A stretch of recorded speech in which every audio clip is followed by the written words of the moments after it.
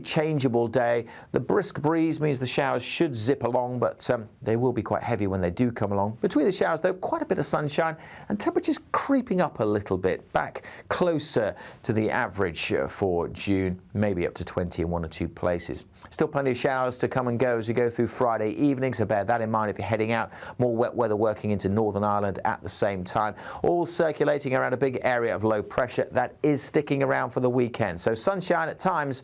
Lots more heavy showers to come on Saturday and Sunday. Goodbye. That warm feeling inside from Boxed Boilers, sponsors of weather on GB News.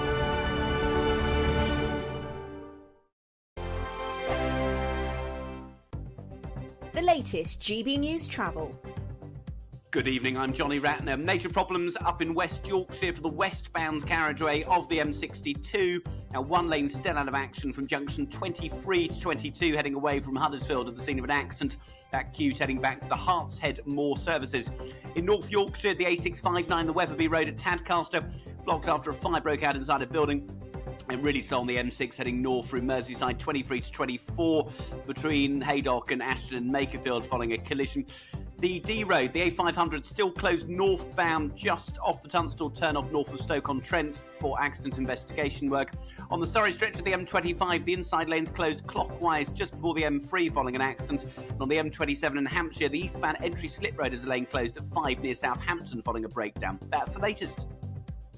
You can stay up to date throughout the day by visiting our website, gbnews.com. It's our summer spectacular. 3 top prizes that have to be won. There's cash. £15,000 in tax-free cash to spend on anything you like this summer. Plus a brand new iPhone 15 with a set of Apple AirPods. And if that wasn't enough, we'll also treat you to some fun in the sun with £500 to spend at your favourite UK attraction this summer. For another chance to win the iPhone, treats and £15,000 cash, text prize to 63232.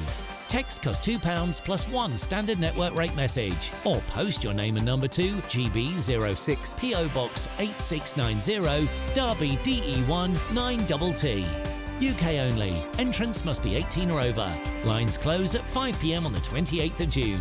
Full terms and privacy notice at gbnews.com/win. Please check the closing time if listening or watching on demand. Good luck.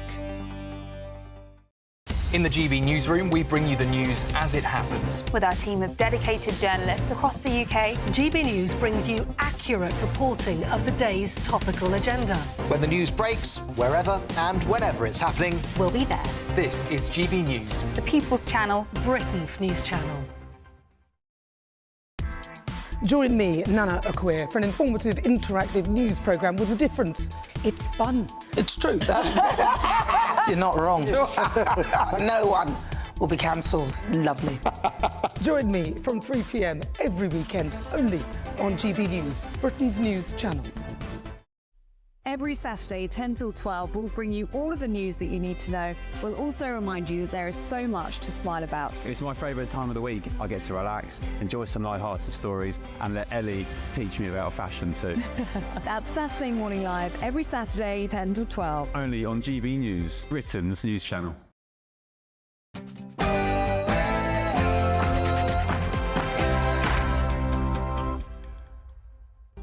Hello there, it's 6 o'clock. I'm Michelle Dewberry, and this is Dewbs & Co. Well, today is Labour's Manifesto Day. I'm asking you simply, did you like what you saw or not? Is it enough to convince you to vote for them? Also today, Nigel Farage speaking out, defending some of the comments that his candidates have made. He says it's all just banter and it's how people speak. So I'm asking, where's the line in public discourse? Also, there's a record number of people unemployed. So how on earth do we get Britain back to work? Also, one of the worst failing police forces has apparently been turned around in record times thanks to, I quote, back to basics policing. Isn't that just obvious though? So why are more forces not following suit?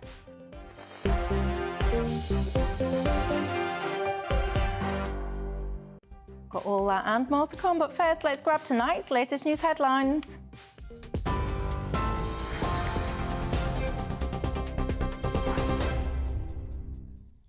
Michelle, thank you and good evening. The top stories. Sir Keir Starmer set out Labour's manifesto today, reaffirming his commitment to no rises to income tax or national insurance. The Labour leader put economic growth and stability at the core of his party's plan, promising to end what he called a desperate era of gestures and gimmicks. Back on the campaign trail in Crewe, he rejected Rishi Sunak's suggestion of higher taxes and said Britain will do better under Labour. It is a manifesto that rejects fundamentally the proposition that Britain can't do better than this, that we have to go on in the way we've been going on in the last 14 years. It is a rejection of that. Britain can do better, Britain will do better, and with our manifesto and a mandate for a Labour government, we will take our country forward, and that will be felt in every community across the country. But Chief Secretary to the Treasury, Laura Trott, said Labour's numbers would mean higher taxes. Look, this is Labour's tax trap manifesto. It only contains tax rises, no tax cuts.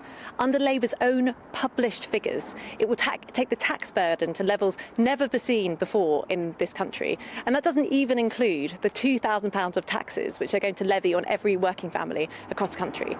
So it's not actually so much what is in this manifesto, is what's not in this manifesto, because Labour have not ruled out taxing your home, your car, your pension.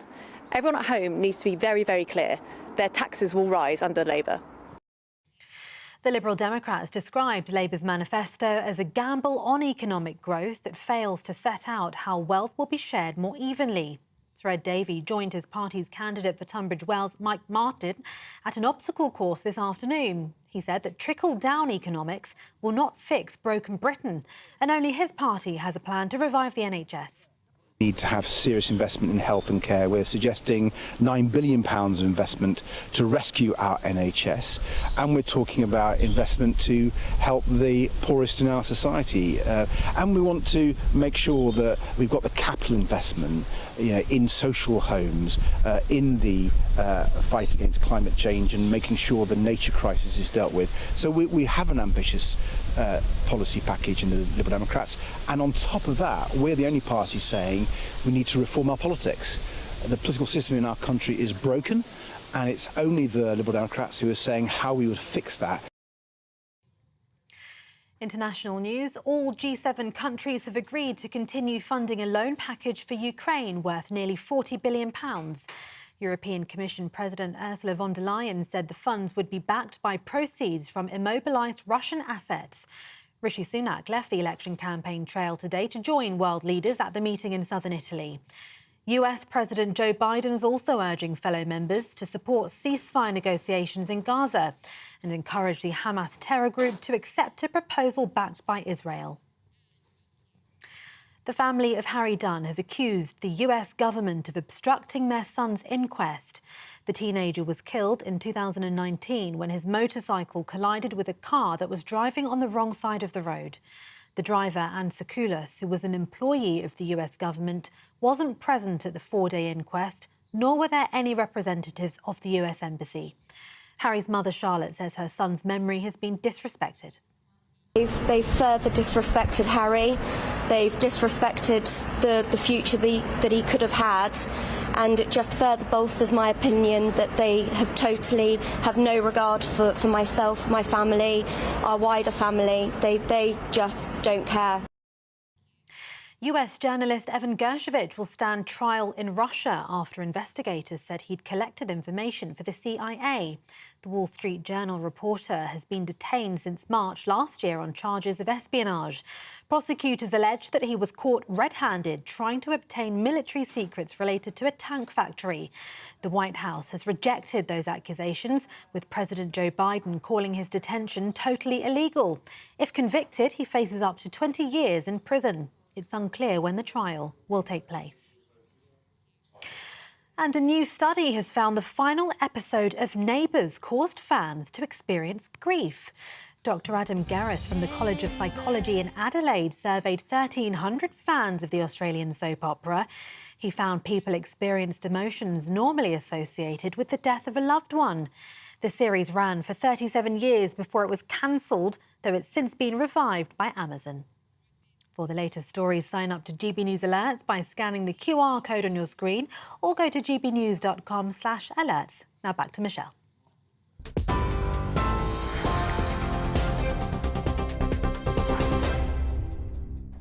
Thanks, Tatiana and Michelle Dewberry, and I'm with you till 7 o'clock. It's made me ever so sad. The whole principle and the whole thought of many of you grieving because Neighbours has come to an end. What a sad world we live in. Get a life, that's what I've got to say to you. But I can't cheer you up there because look at this, everyone. Happy birthday to GB News. Did you realise we are 3 years old today? Let's remind ourselves of my first ever Dewbs & Co. Quite a large protest actually happening today outside of Downing Street. GB News was there. There you go, there's some images. You know, there people are really angry. Enough is enough was the message that comes from there. People wanting to just have the choice now to get out there and live their lives again. Yes, 3 years ago, we were saying enough is enough. 3 years on, we're still saying absolutely the same thing. Do you remember that? That was the protest when many people were taking to the streets, having absolutely enough of being continuously locked down. We stood up for all of those people that wanted their freedoms back, and we continue to do so to this day. So much overreach now, isn't there, with the governments interfering into so many aspects where, quite frankly, we'd just much prefer they butt out. Anyway, look, I've learnt a lot over the last 3 years, not least not to wear dresses like this on national television ever again. I'll leave it to your imagination to work out what I mean there. Anyway, look, I have matured a little bit, and so has my wardrobe. Anyway, I am Michelle Dewberry, and I'm with you till 7 o'clock tonight. And alongside me, my panel, I've got the Professor of Politics at the University of Kent, Matt Goodwin, and the former Labour Minister, Bill Rammell. Good evening, gents, to Good both evening. Of you. Happy birthday, GB News. I know, and I've got to say, by the way, what a great achievement, because 3 years we've been fighting and battling, giving the ordinary man an opportunity to get their thoughts, concerns heard. And it's not been without challenges. There's been a lot of people trying to get GB News shut down, I can tell you. I was just thinking, I remember when GB News launched and there was that sort of wave of hostility from the established media class. And the assumption was GB News would have to rapidly shut down and disappear. But actually, the opposite's happened. The channel is stabilised, is thriving. It's often the established legacy media that's been struggling, hemorrhaging listeners and viewers since that Brexit referendum, when I think people wanted something different. It's done well, and I was initially sceptical. Was you, Bill? Yeah. Why? Because I bought into the notion that it was just biased and one-sided. But I've been doing the channel for about 3 years, 6 months now. 3 years? 6 months now. And, you know, you do get balance. You get an opportunity to state your point of view. And I think it should continue. Yes, it definitely should continue. And I can tell you now, we're nothing without all of you at home. So wherever you are, wherever you watch or listen, whatever your political persuasions or your opinions are, you are very, very welcome. You know the drill. You can always get in touch with my programme, all the usual ways. Email gbviews@gbnews.com. You can go to the website gbnews.com/yoursay, or of course Twitter or X @gbnews. Enough of the self-congratulation and celebration then. Let's cross live to Catherine Falstaff to bring us up to speed. Apparently she's on the Labour battle bus this evening. What have we missed today, Catherine? Yes, good evening, Michelle, from the Labour battle bus. I've had a bit of an upgrade today. I've previously been on the press bus, which is just there on the left-hand side, branding inside, but no branding on the outside. Now I'm on the Labour bus, full branding around the whole bus. It's got a fridge, something that Angela Rayner has talked about. And Sir Keir Starmer is just at the back at the moment. He came to have a little chat with us earlier. He was talking to journalists at the back, but I was getting ready for this live with you. He's just about to get off and do another visit. A bit earlier we were in Crewe at the football ground, and then of course at lunchtime there was the big manifesto launch, 130 pages, but summed up by that one word: change. Lots of very glossy photographs. Keir Starmer, the White Cliffs of Dover, also that photo opportunity that Rishi Sunak missed last week. There's Sir Keir Starmer with Volodymyr Zelensky at those D-Day commemorations. But, you know, we've heard most of what's in here, frankly, before. They said no surprises, and that was a deliberate choice. They are, of course, 20 points ahead in the polls. People will be voting, will be going to the polls 3 weeks today. At the moment, unless something spectacular happens, it's looking likely that Sir Keir Starmer will be our next Prime Minister. So he was asked about this, that there was nothing particularly surprising in it, and he said, I'm running as a candidate to be Prime Minister, not as a candidate to run the circus. He's having none of it. He says they're bringing change and stability. That might sound a bit odd, but the message is, he says there's been 14 years of Conservative chaos. Stability, he says, is change. Lots of questions, of course, about tax rises. They're laid out. The Conservatives are trying to paint Labour as going to go for big tax rises. I should say that the IFS, the Institute for Fiscal Studies, Labour's plans are fairly low-key compared to the Conservatives' plans or the Lib Dems' plans, but then, of course, the Lib Dems are not going to be in government in just over 3 weeks, and nor probably are the Conservatives. So the mood is very buoyant here. They are cautious, of course, but they are very confident and very, very upbeat. Back to you, Michelle. Well, thank you very much for that. I spent a lot of that report looking at the fact that you've come dressed as the chair on the bus. How coordinated of you. Anyway, thank you. Look at that. Do you see what I mean, everybody? Can you see? The chair, the dress, it all blends into one. I like it. See, we do high fashion on Dewbs & Co. Thank you very much. Enjoy the rest of your journey. Tell me at home, what do you make to this manifesto then? Has it won you over? Did you hope for a little bit more sizzle? Did you want a rabbit out of the hat? Or are you happy with it as it stands? Matt Goodwin, what do you make to it? Well, my theory is this. I think this Labour government, and we will have a Labour government after the general election. If you look at the polling, it's barely moved at all. I think this is going to be one of the most unpopular governments we've had in recent history. Let me briefly explain why. This manifesto, as the IFS actually just pointed out within the last hour, the Institute for Fiscal Studies, the numbers don't add up. Labour is either going to have to increase taxes, it's going to have to find money to cover its existing spending pledges, or it's going to have to sign up to some pretty mean spending cuts on public services that it's already bought into under current fiscal plans. So the numbers don't add up. There's also a lot of stuff in here, Michelle, that I think is going to antagonise a large number of voters. The commitment to maintain mass immigration, the plan on illegal migration, which nobody who works on the borders thinks is going to work, the woke ideology, giving out government contracts on the basis of race and ethnicity, upending the constitutional foundation of British politics, giving votes to 16-year-olds. A lot of this stuff actually is going to antagonise a lot of people out there. So my theory is by Christmas, Labour is going to be tanking in the polls. It's going to be a very unpopular government.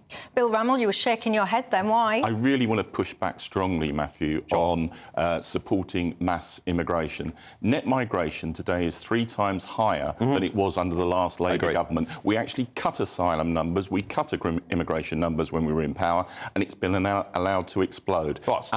And we are determined to bring the numbers down.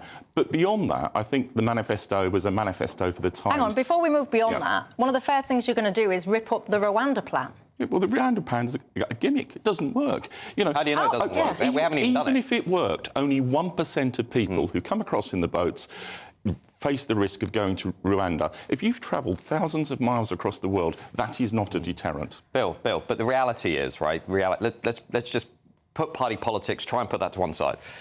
New Labour gave us mass immigration. That's what New Labour gave us after 2004. Let's just all be honest about that. The free movement, of the EU nationals, 300,000 net migration 2010. So let's just agree for the sake of, you know, New Labour and the Conservatives have both given us mass immigration, and lots of voters out there don't see much of a difference between the two parties on that issue. The illegal migration issue, where I worry about this Labour government, and I say this as somebody that just wants this issue resolved, nobody in the National Crime Agency, nobody down in Dover thinks the Labour plan is going to work, because simply by saying we're going to smash the gangs, it's like whack-a-mole. You get rid of one gang, there's another one. You get rid of that one, there's another one. What we need as a country, left, right, up, down, whatever, we need a serious deterrent. We need one that works. We need something like the Illegal Migration Act, and Labour's going to get rid of all of that stuff. And it's not Rwanda. Look, when I was in government, I was a Minister of State at the Foreign Office, and I met every week with the Immigration Minister in the Home Office to pull together the elements of our system to bring the numbers down, and we did that effectively. And you say, Matthew, there's no difference. There's a world of difference between 250,000 net migration and 683, which is what we've got at the moment. I mean, it's all too high, isn't it? And we're determined to bring it down. But let's move beyond this to the broader elements of the manifesto. This is a manifesto for the times that we're in. It's not gimmicky. It's credible change that we're going to bring about. And when you're 21% ahead in the polls, you don't want fireworks. And I think that's what we got today, a focus on growth, a focus on house building, and a rebuttal to the ludicrous Tory claims about taxation. And we've made it clear, no tax increases to national insurance, income tax and VAT. Yeah, but that leaves still, though, other taxes that you're not explicitly saying that you will rule out. So, for example, people are pushing back and saying, well, what about council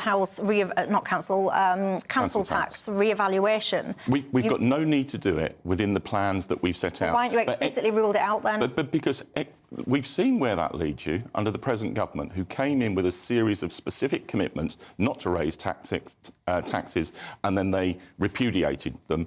And that's part of the reason we've seen such a breakdown of trust within politics. So can I just ask you as well, then? So you're going to rip up Rwanda. So you've got all of these people in hotels, and a lot of people actually God only knows where they've gone, quite frankly. What's the Labour Party going to do with them? Well, we're going to start. Part of the commitment is 1,000-person returns and enforcement agreement that people who have no right to be here will be returned to the country of origin. The number of deportations has gone down by 40%. So you'll start doing deals, for example, with the Taliban? No. But one of the things we're going to do is to work to get an EU returns agreement so that we can actually return people to the first country of origin that they entered the European Union within. Why would they let us do that? Because we're going to work at it, we're going to negotiate, we're not going to throw stones from the sidelines as this government has done. But why would the EU let us do that? You say that we used to have that, which is fair enough, Dublin 3 or whatever it was called, but that was when we was in the EU. We're not there anymore. So why is the EU going to suddenly let us deport or send back or transfer, or whatever you want to use terminology, to those countries? For example, the huge challenge that France faces with people coming through France to try to get to Britain by means of the boats. So there's mutuality of interest here, but we've got to work at it. It's not going to happen on day one. It didn't happen under the last Labour government on day one, but we worked at it consistently and reduced the numbers. Can I briefly come in on this? Because I think it's a really important point.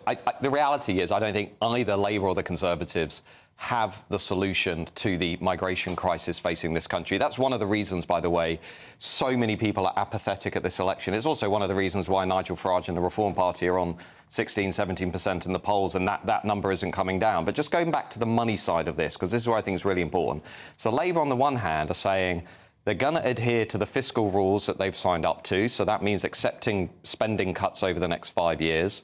They're going to deal with our national debt. They're going to improve our public services. They're not going to raise any taxes. As the IFS has said over the last hour, and you can't exactly say the IFS is an anti-Labour think tank, even Paul Johnson is saying the numbers don't add up. And what he's saying, and I respect Paul, I don't agree with everything he says, but I respect him as a political economist, an analyst. He says Labour's either going to have to increase taxes or it's going to accept dramatic spending cuts across the board. Not true. One, within the manifesto, we've set out small steps of improvement, like ending the non-dom status to pay for 40,000 extra $2.5 billion, treatments in the NHS each week, ending the tax break on private schools, 6,500 extra new teachers. But beyond that, I accept the manifesto and the plan is predicated on growth. And if we don't get growth, it's going to be more challenging. But I also partly agree with something you're saying, Matthew.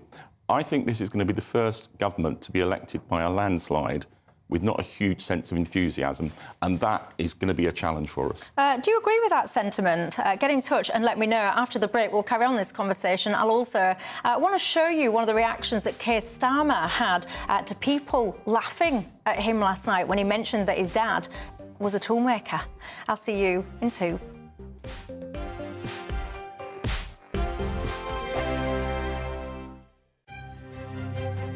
GB News Breakfast, every day from 6 a.m. Taylor Swift is in town. Her billion-dollar blockbuster Eras tour will arrive in this country today. What can we expect? Yes, that's right. This tour has been a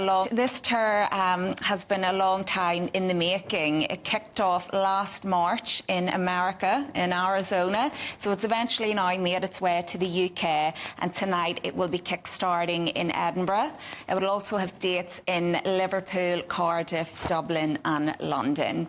So needless to say, there is a lot of Swiftie fans on the loose right now. It's like Beatlemania all over again. But what I love about Taylor, though, is the fact that she exudes empowerment, confidence, and she also is such a good role model as well. I think for the younger generation, she's always had this wholesome image as well. She writes all her own music. She plays lots of different instruments, and she's just an all-round great performer, isn't she? But she's actually done a whole load of different types of music, hasn't she? She has, that's right. She started off as a country pop singer, and she's now transcended into this mainstream music artist, and she's such a massive reach. Like I say, she's toured around America, South America, Europe and now the UK. She's very much a household name, and I mean, I don't think there's anyone out there who doesn't know who Taylor Swift is right now, like her or not. She brings in the money. I mean, think about it, not just the ticket sales, but also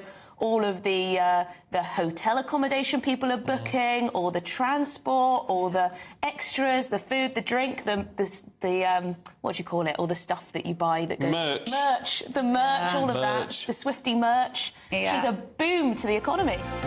The People's Channel. I'm Mark Dolan, and this is GB News, the People's Channel, Britain's news channel. Weed control, lawn fertilizer, aeration, top dressings, overseeding, lawn pest control, disease treatments, and total lawn renovation. We work on lawns of all sizes, achieving great results. Get in touch now for a free lawn analysis. I'm Stephen Dixon, and thanks for joining us on GB News, Britain's news channel. In the GB newsroom, we bring you the news as it happens. With our team of dedicated journalists across the UK, GB News brings you accurate reporting of the day's topical agenda. When the news breaks, wherever and whenever it's happening, we'll be there. This is GB News, the People's Channel, Britain's news channel.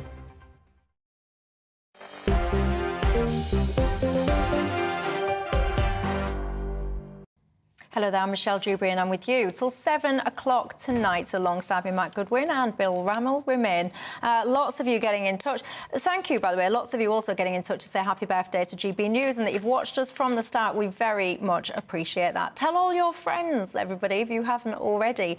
But talking about the Labour manifesto, Nathaniel says he's talking about... in fact, actually, you're talking about Sir Keir Starmer, so I'll come back to that because I'm going to bring a clip about him. But Harry says, you've got to give it to Sir Keir. His manifesto is actually realistic, unlike Rishi's. Barbara says Starmer will be a refreshing change. It's time to get the Tories out, and God forbid it's reform that does that. Ian says the Tories have got a barefaced cheek to criticise Labour, saying that they're going to raise taxes to an all-time high. But Chris says, Michelle, can we make the point that manifestos should be legally binding because you can essentially promise the earth and deliver none of it? Jess says...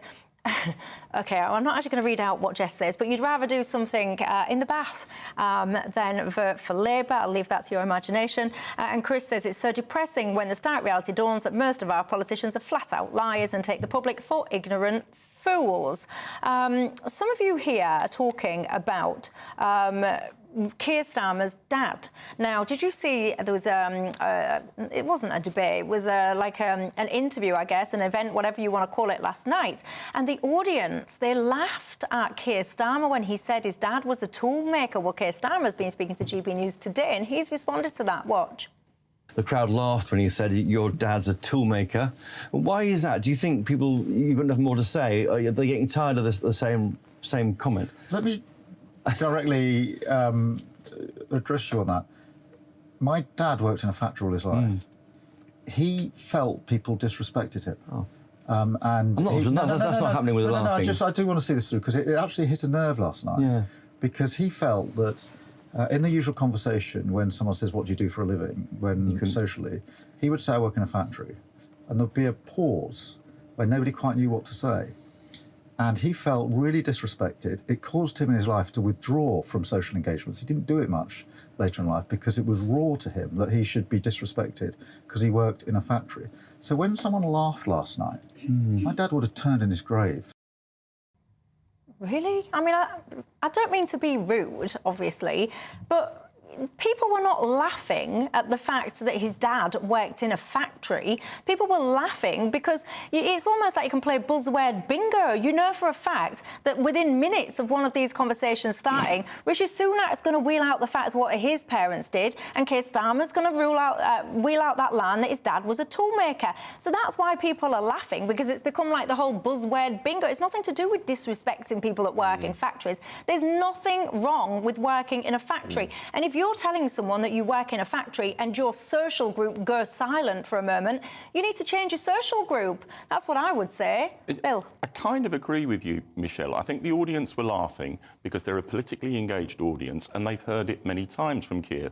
But there are millions of people who are not politically engaged, who are looking at these issues for the first time in this campaign, and it has cut through.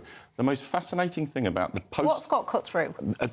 Keir's background. So the most fascinating thing about the post-debate poll last night, which Keir won hands down 2-1, but on the underlying questions, in touch with ordinary people, Keir won 71% to 13% against Rishi Sunak.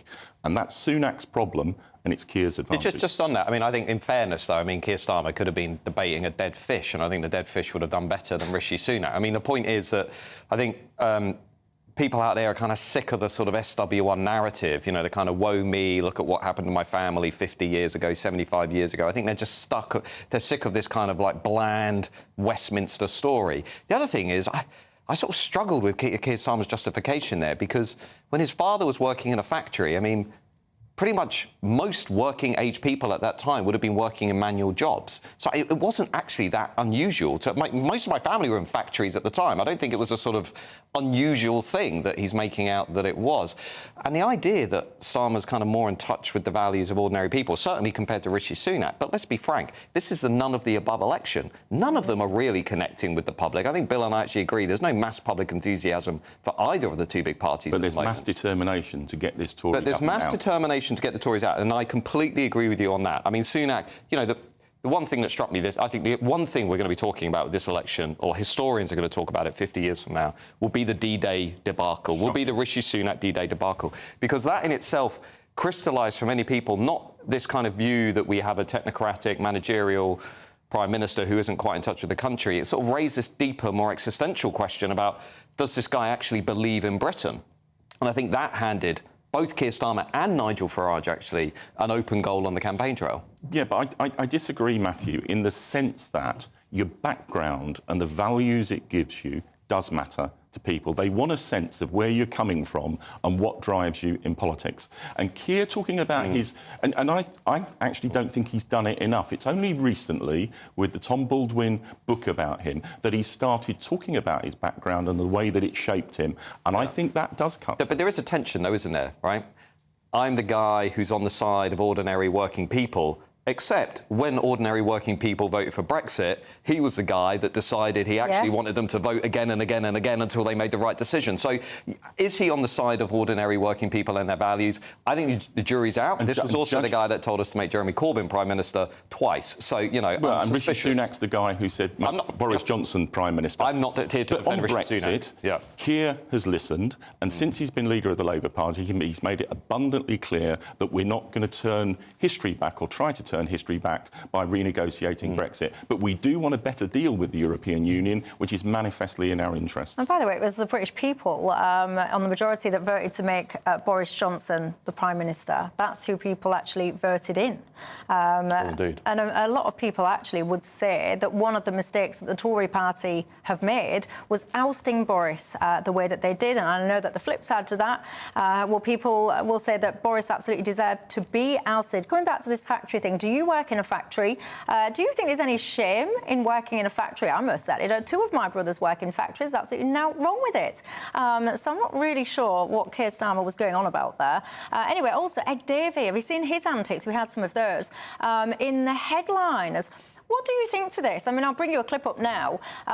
He's like, today he's got his shorts and T-shirts on, if you're listening on the radio, doing some kind of tyre, jumping. I mean, I look at him and I just think you look a bit ridiculous. What do you think? He's getting visibility and he's getting exposure. Look, nobody ever analyses the Lib Dem manifesto and programme for government, because everyone knows they're almost certainly not going to form the government. But they struggle for visibility, and these stunts are getting him that. And I'll make a prediction. Because of the determination to get rid of the Tories and tactical voting, I think the Lib Dems are going to get 50 or 60 seats. I think he should line up some of those sub-postmasters that was affected when he turned round and said that he wouldn't meet Mr Bates. You should get them in the sidelines watching some of these antics. I'd love to know their reaction to it all.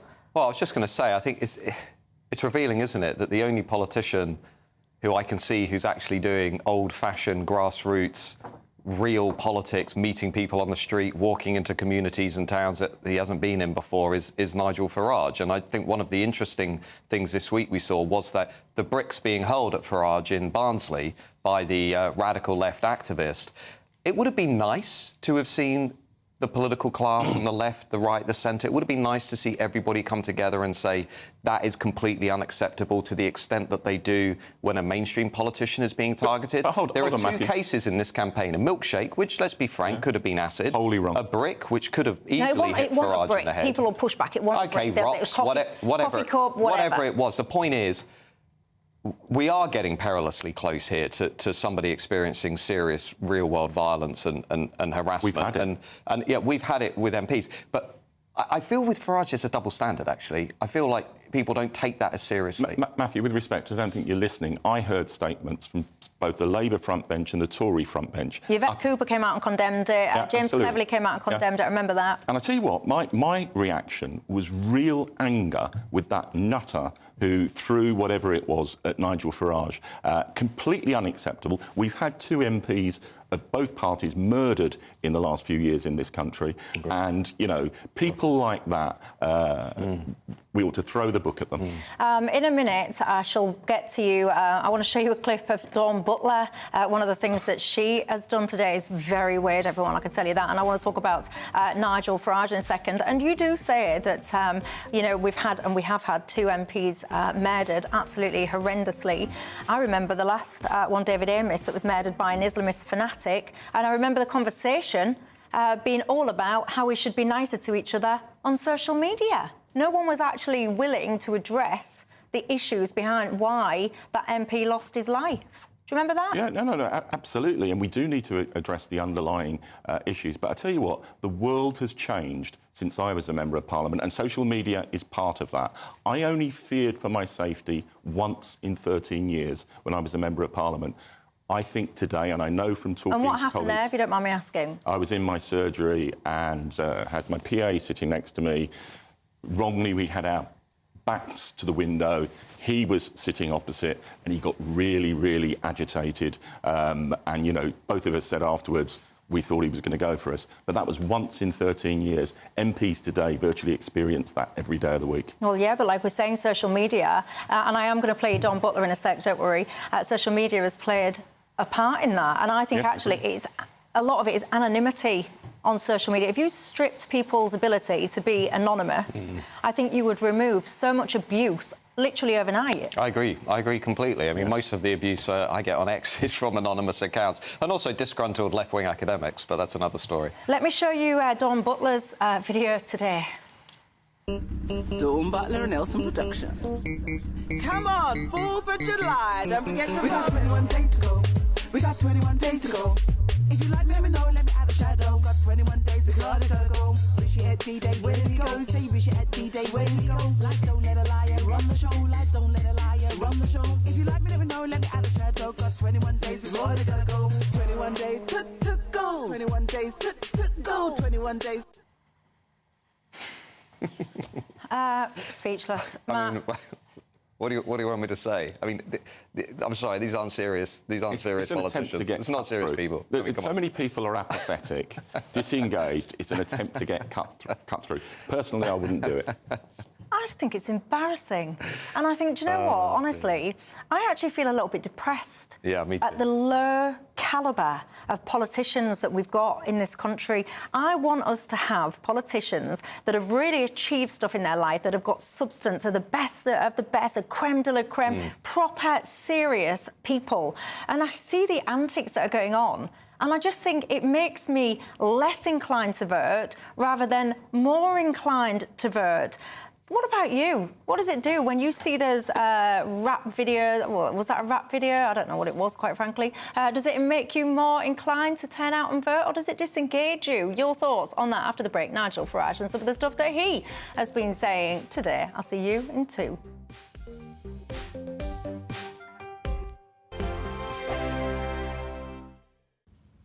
Evening, welcome to your latest weather update from the Met Office here on GB News. Tomorrow, well, there'll be some sunshine, but be prepared for some heavy showers and gusty winds at times as well. We've seen some blustery conditions today across the west from this area of low pressure. It's been bringing in these weather fronts which have been bringing in outbreaks of rain, spreading steadily now to northern Scotland and across eastern England. It will turn a little drier through the night, that rain tending to move away from much of Wales, the Midlands and southern England. A few showers will follow in behind. The wind's easing a touch, but still quite breezy.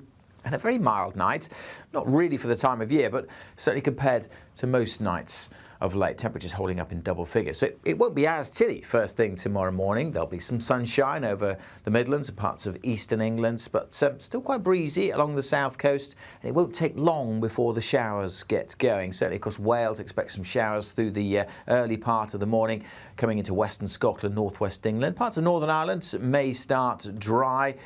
A different start to the day here compared to today. But across northern Scotland, a very different day here, because after a largely fine day today, there's going to be much more cloud, rain and a fairly brisk wind, and that may stick around across the far north of Scotland for most of the day. Elsewhere, we'll be chasing the showers through. There will be some sunshine, but the downpours will never be too far away. All areas having that kind of really changeable day. 1 minute it's fine, 10 minutes later it's chucking it down with rain. The showers zipping through on a fairly brisk breeze. And when the sun's out, well, it will feel a little warmer than it has done for most of this week. Temperatures still below average for the time of year, but a little bit higher than many days this week. It's showery right through the weekend. Yes, again on Saturday, some sunshine, but some heavy thundery showers likely over central and eastern parts, some slow-moving downpours further north as well. And it stays blustery in places with further sunshine and showers on Sunday. Goodbye. The latest GB News travel. Good evening, I'm Johnny Ratner. Long delays continue through West Yorkshire on the westbound carriageway off the M62. A lane is still out of action, 23 to 22, heading west of Huddersfield following a crash with queues all the way back to the M621 towards Leeds. On the M6 on Merseyside, there are northbound queues, 23 to 24 towards the A58 exit for Ashton in Makerfield.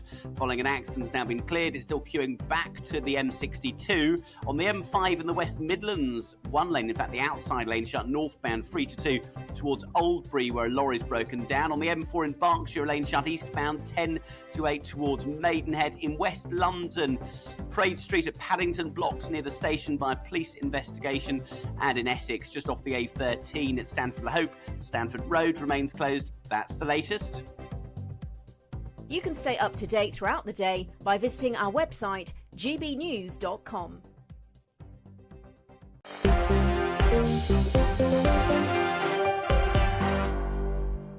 Hi everyone, my name's Michelle Dewberry. This is Dewbs & Co. We're with you till 7. Alongside me, Bill Rammell and Matt Goodwin remain. Before the break, I played what it was bizarre actually. It was a clip of Dawn Butler promoting herself in the general election. It's only fair then that I also give a nod to the other candidates in that constituency, which was Brent East. Are you ready, everybody? Sitting comfortably. Nida Al-Falouj, which is the Green Party. Jenna Clarence, Joseph Falwell, Independent. What's this one? Zebig Neve Kolvuk, which is Reform UK. James Mutimer Workers' Party of Britain. Dawn Butler, Labour. Amin Mofi, which is the Independent. So there you go. Lots of choice available to you. Let's talk. Let's talk then, shall we? Is there any more? Is there more? Jenny Singh, Adil... Gosh, there's loads of people in this one. Adil Sikh and Johnny Singh. There you go, Liberal Democrats. Them's the rules, everybody. Got to give everyone a shout out. Now, let's talk Nigel Farage. He's got himself in hot water again today. Listen. They're ordinary people. That's how people out there speak. That's how they feel. Ordinary people, they Mr. express Farage, say on Islam Facebook, and Nazis are the same on thing. Facebook. Islam, Nazis, they are the same thing. People are allowed to have opinions. People are allowed to express views. What do you make to that, Matt Goodwin? I think Nigel Farage has a point, because over the last 20 years or so, we can all sense the national debate, the national conversation, the marketplace of ideas being whittled down so that it only reflects the values and the beliefs and the tastes of an elite minority in this country. If you question mass immigration, if you are critical of radical Islam, if you don't agree with woke ideology, if you want to express free speech and free expression, you are basically silenced or stigmatised as being somehow socially unacceptable. Everybody out there consensus, 70% of Brits say political correctness has gone too far. And I think Farage is just saying what a lot of people out there are thinking and feeling. Is that fair, Bill? Well, let me say, in place on the record, I have written extensively, lectured in favour of free speech and open debate as the best way of tackling extremism. I'm very much against what you would describe as cancel culture. But look at the comments that some of these candidates have made. You know, Islam and Nazis are the same thing. Britain should have been neutral on Hitler during the Second World War. Women shouldn't have access to the National Health Service. You know, they're entitled to their view, but if Farage and Reform want to be taken seriously, to be endorsing those kind of comments, I think is deplorable. I think we also know from Labour's recent experience that sometimes you can attract candidates or even leaders who make some dubious, if not offensive, statements regarding, for example, Jews and the history and so on. And then you boot them out. What's unacceptable is for Nigel Farage to shrug his shoulders as he did on LBC today and say, "What can I do? They're already on the ballot." Just on that. I think, in fairness to Nigel Farage, what he's saying is that we now live in a national conversation debate where terms like far-right, hate, transphobia,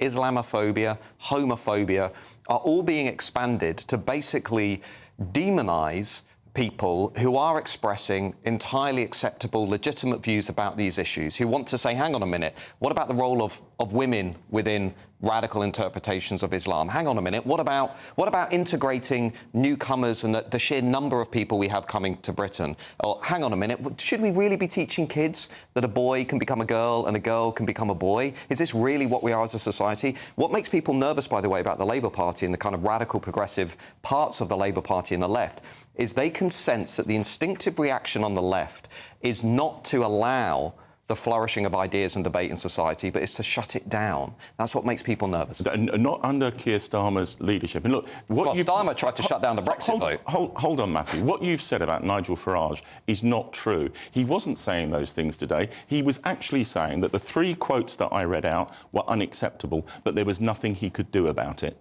Now, you know, the guy's just taken over Reform. He ought to be in charge. And I think people expect from the leaders of parties that when candidates do intolerably overstep the mark, you do something about it. I think a candidate who comes up and expresses something ridiculous or offensive, I suspect reform will throw them out. But the bigger issue here is about... That's not what Nigel Farage said today. He said they're on the ballot paper, and by implication, vote for them. But because of electoral law, as you know, once you're on the ballot paper, you're on the ballot paper, you can't be removed, and you know that. Then repudiate those three candidates. But he didn't do that. The broader issue, though, Bill, as you know, the broader issue is there are millions of people out there who feel that they can't say things. I'll give you an example. Take the hate laws in Scotland, right? The hate law. The SNP basically was trying to say that people who express entirely acceptable, legitimate views, even within their own home, can be sanctioned and penalised by the state. Now, I would like to see the Labour Party say categorically also it doesn't agree with the way Sadiq Khan talks about the same notions of hate, that people who express criticism of migration can be seen as hateful figures. I don't think that's on. What do you make to it all at home? Wayne says, can I just say, I love the videos and clips of the MPs fooling about. It makes me see them as real people, and it's brilliant, he says. Louise says, can I just say, in no world should Nigel Farage be in the running for number 10. He's not a politician, he's a celebrity, and his views, she says, are insulting. Speaking of insulting, how come there's a phobia about everything these days? I think the only one that there isn't is a Christianity phobia. How come you're allowed to attack that religion and that doesn't get its own name? Give me your thoughts on it all. There's lots I want to talk to you about after the break. I could just carry on about politics, and not least why on earth Rishi did what he did, but also I want to talk to you about policing. Do we just need to go back to basics with it all? I'll see you in 2.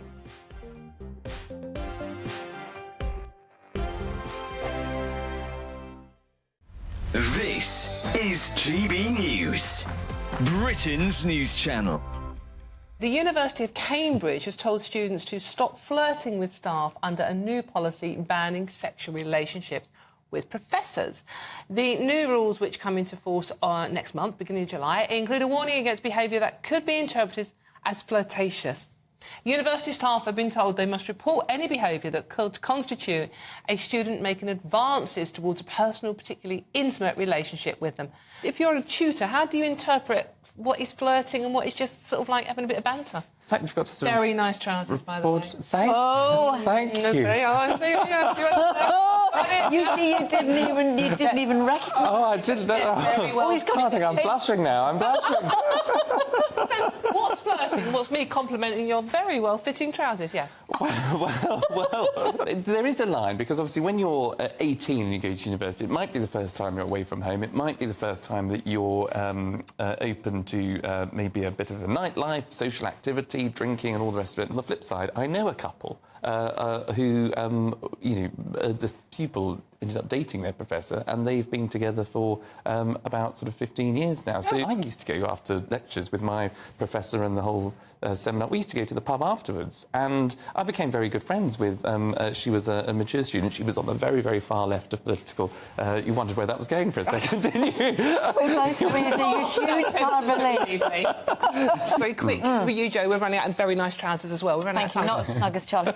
I think you've got to have some rules in place that there's no abuse of power. Policing it's difficult. We ought to be in a position where you can say, get off, back off, or, banter's fine. Actually, I hate that word. I hate it almost as much as woke. Go on, email in. Thank you very much. I'm flirting with both. The People's Channel. This is GB News, and we are Britain's election channel. This vote may seem to be about the politicians and the media, but it's actually about you. We won't forget that. Join us up and down the country as we follow every moment together. More than ever, it's important to hear all sides as you make your decision in the run-up to polling day. This is GB News, the People's Channel, Britain's election channel.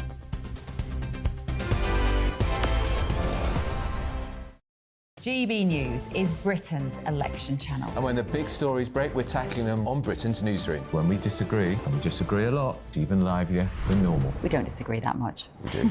His comedy, though, is revolting. I knew her, and unlike you. That explains Beverly Turner's temperament. It's a bit frosty in here, isn't it? He'll have one of me one day.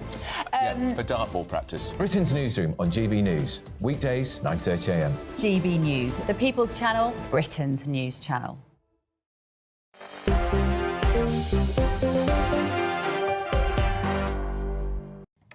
Hello there, I'm Michelle Dewberry with you till 7 o'clock tonight. The Professor of Politics at the University of Kent, Matt Goodwin, alongside me, as is the former Labour Minister, Bill Rammell. What fun we have in the breaks, ladies and gents. I can tell you that is the best part of the programme.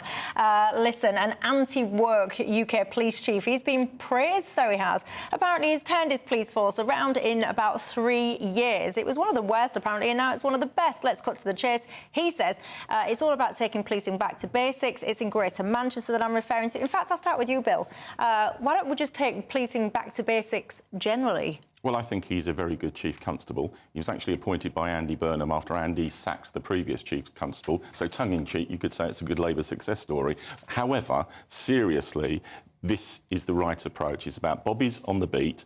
It's about communicating the clearing up of crime. It's making clear that every crime will be investigated. I don't think it's about woke or anti-woke. It's about having a serious plan and good leadership, and he's delivered on it.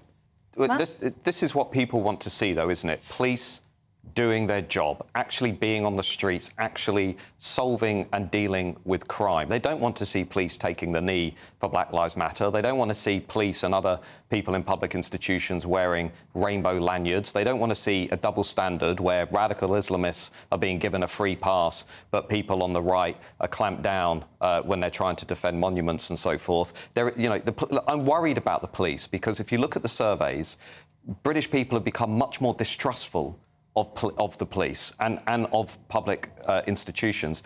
And we need to get back to neutrality in our public institutions. We need to get back to objectivity, political neutrality, because if we don't, we're going to create a really big problem. I agree with that. We most certainly don't want police making political statements, intervening in politics.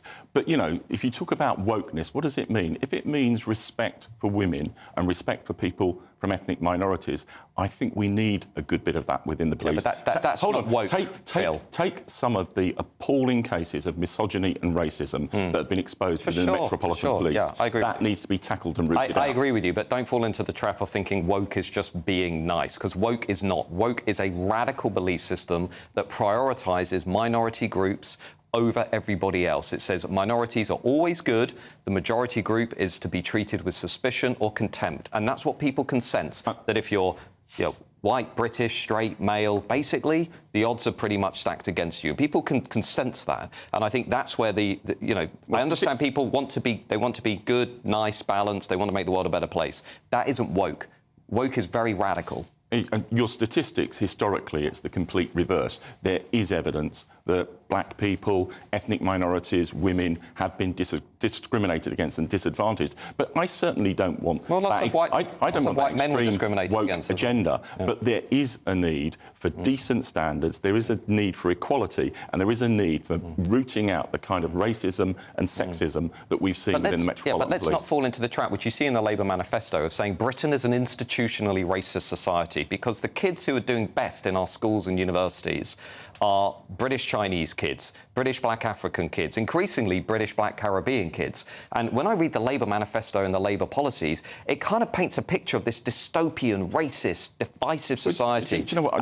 And like, for example, the Racial Equality Act, which is in Labour's manifesto, that says we should give government contracts on the basis of race and ethnicity. Yeah, we're not America, Bill. No, we're Britain. We shouldn't have these divisive ideas. And that's not the direction that we're moving in. I actually agree as well. As a former education minister, the biggest challenge we've got educationally is white working class boys.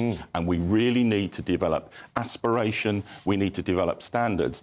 And I'm certain the next Labour government, I think to be elected in a few weeks' time, will do that. Well, I can tell you as well, one of the problems that we've got when it comes to education is that we've seemed to have been asleep at the wheel, and we've allowed organisations into schools that seem obsessed with indoctrinating kids into the notion that if you're a boy, you can become a girl and vice versa. Absolutely insanity. Some of the issues that we talk about, we certainly don't deal with them, or we shouldn't be dealing with them, by painting police cars as clown cars and rocking up to crimes essentially being laughed at rather than being respected. Look, that's all I've got time for. I've very much enjoyed my show tonight. Thank you very much.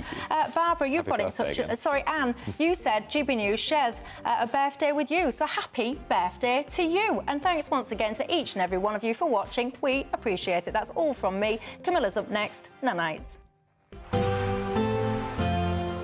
A brighter outlook with Box Solar, sponsors of weather on GB News.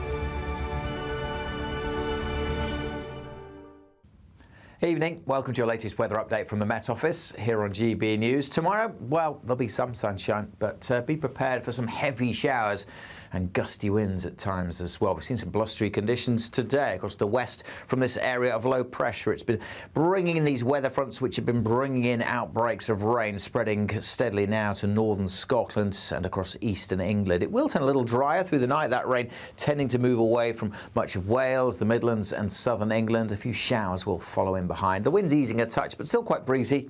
And a very mild night, not really for the time of year, but certainly compared to most nights of late. Temperatures holding up in double figures. So it won't be as chilly first thing tomorrow morning. There'll be some sunshine over the Midlands and parts of eastern England, but still quite breezy along the south coast. And it won't take long before the showers get going. Certainly, of course, Wales expects some showers through the early part of the morning, coming into western Scotland, northwest England. Parts of Northern Ireland may start dry.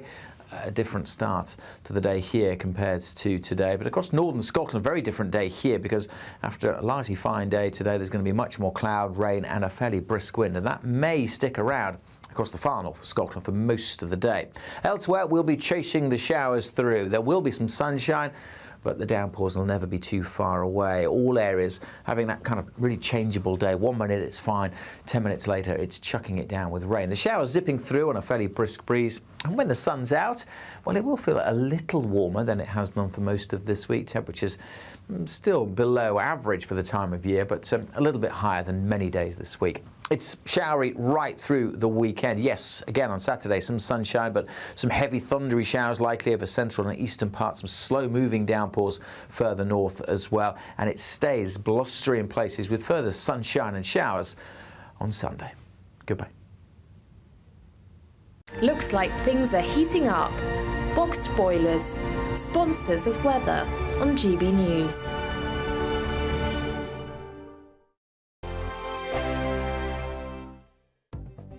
The latest GB News travel. Good evening, I'm Johnny Ratner. Problems in Fife, just south of Newport-on-Tay. The A914 is blocked southbound off the A92 at the Forgan roundabout at the scene of a three-car collision. And on the M62 in West Yorkshire, one lane's closed westbound, junction 23 to 22, heading west of Huddersfield, past the scene of an accident causing long queues back to the M621 towards Leeds. On the M42 in the West Midlands, one lane shut northbound 4 to 5 between Shirley and the Solihull bypass. A lorry's broken down in the roadworks. On the M25, two problems. On the Surrey stretch, first of all, the inside lane shut clockwise just before the M3 for recovery work. Anti-clockwise through Hertfordshire, the outside lane shut just before the A10 for recovery work. And in West London, Parade Street is closed near Paddington Station. A police investigation underway, leaving a number of buses diverting. That's the latest. You can stay up to date throughout the day by visiting our website, gbnews.com. We're making this summer funner, with 3 incredible prizes to be won. First, a fantastic £15,000 in tax-free cash that you can spend on anything you like. Next, there's the latest iPhone 15 with a brand new set of Apple AirPods. And finally, £500 to spend at the UK attraction of your choice. The summer fun could be on us. For another chance to win the iPhone, treats and £15,000 cash, text prize to 63232. Text costs £2 plus 1 standard network rate message, or post your name and number to GB06 PO Box 8690 Derby DE1 9TT. UK only. Entrance must be 18 or over. Lines close at 5 p.m. on the 28th of June. Full terms and privacy notice at gbnews.com/win. Please check the closing time if listening or watching on demand. Good luck. Join me, Nana Akwe, for an informative, interactive news programme with a difference. It's fun. It's true. You're not wrong. No one will be cancelled. Lovely. Join me from 3 p.m. every weekend, only on GB News, Britain's news channel. I'm Christopher Hope. From pop stars to politicians, I'll interview anybody in a pub who's got a political opinion. Join me every Friday on Spotify, Apple Podcasts, YouTube or gbnews.com, or wherever you get your podcasts. GB News, Britain's election channel. In the GB newsroom, we bring you the news as it happens. With our team of dedicated journalists across the UK, GB News brings you accurate reporting of the day's topical agenda. When the news breaks, wherever and whenever it's happening, We'll be there. This is GB News. The People's Channel, Britain's news channel.